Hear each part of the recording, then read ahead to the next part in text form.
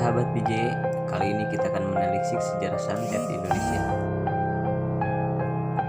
Fenomena santet tak bisa dianggap remeh.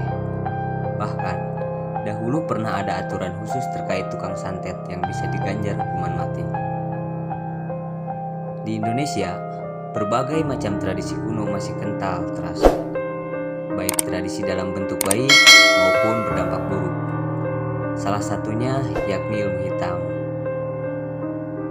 Ada berbagai ilmu hitam yang dikenal di Indonesia, mulai dari pelet, santet, susuk, sihir, dan lain sebagainya. Keberadaan ilmu hitam ini tak bisa diremehkan, sebab ilmu ini memang berkembang di masyarakat dan kerap ditemukan dalam berbagai kasus. Misalnya saja santet.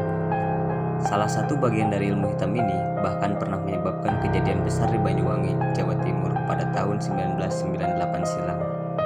Sebelum lanjut ke videonya, buat kalian yang baru bergabung di channel ini, jangan lupa klik tombol subscribe, like, dan komen. Lalu, bagaimana sih sejarah dari santet? Beberapa sumber menyebutkan santet ini telah ada sejak zaman Nabi Muhammad SAW. Salah satu yang mengungkapkan yakni Ustadz Abdul Somad atau UAS. Ia mengatakan jika santet dan sihir memang ada dan diakui keberadaannya, bahwa orang tak senang dengan agama Allah ini, mereka akan santet, mereka akan racun, terjadi pada nabi-nabi. Jelasnya melalui cuplikan video YouTube-nya. Masih kata UAS, santet ini dilakukan dalam beberapa metode, seperti melalui rambut seseorang yang ditiup dan dibacakan mantra. Tujuannya untuk menyakiti orang tersebut. Santet di Indonesia.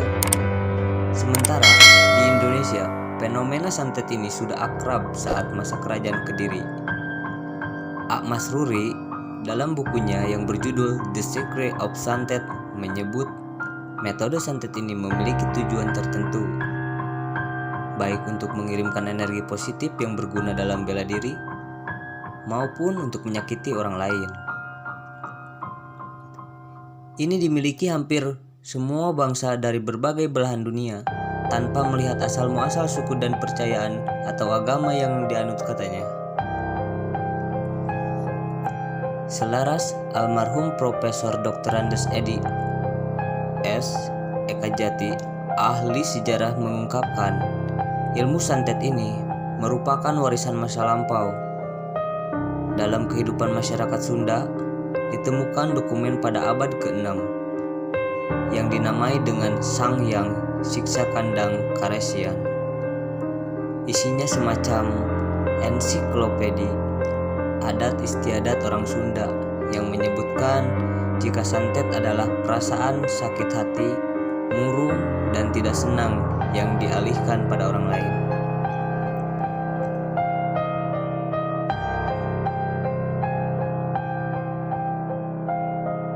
Lepas dari Sunda, di Jawa Timur juga terkenal dengan komunitas santet, khususnya pada masa runtuhnya kerajaan Majapahit. Saat itu, Majapahit diserang oleh kerajaan Demak. Akibatnya, pasukan Majapahit ini menyingkir ke timur, yakni ke kawasan Bromo, Tengger, Semeru. Ada juga yang bergerak ke sekitar Gunung Lawu. Lama setelah peristiwa tersebut, salah satu penasihat Raja Brawijaya Majapahit yang bernama Sabdo Palonoyo Genggong berjanji akan melakukan balas dendam. Bentuk pelampiasan balas dendam orang-orang Majapahit atas serangan Demak yang menyebabkan mereka terusir dari tanah kelahiran dan keyakinannya dilakukan dengan cara supranatural, tulis Mas Ruri. Santet saat itu yang berfungsi hanya sebagai pegangan pribadi dan disebarkan hanya ke kalangan tertentu. Kini sudah tak lagi demikian. Saat itu mulai dilepaskan santet kepada masyarakat umum, tambahnya. Salah satu tokoh yang menyebarkan santet dikenal dengan nama Mbah Bungku. Ia terkenal sebagai orang tabib yang sakti dan disegani di istana saat itu. Kembali saat pada masa kerajaan Majapahit.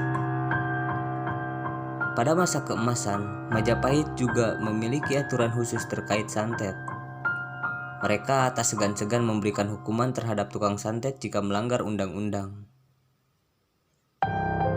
Barang siapa yang menggunakan boneka atau sejenis dengan tujuan menenung orang lain, dia diancam hukuman mati.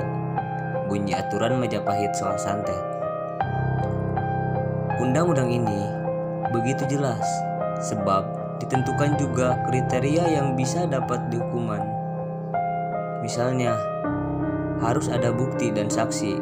Warga yang menuduh tukang santet tanpa bukti pun bisa diancam hukuman mati.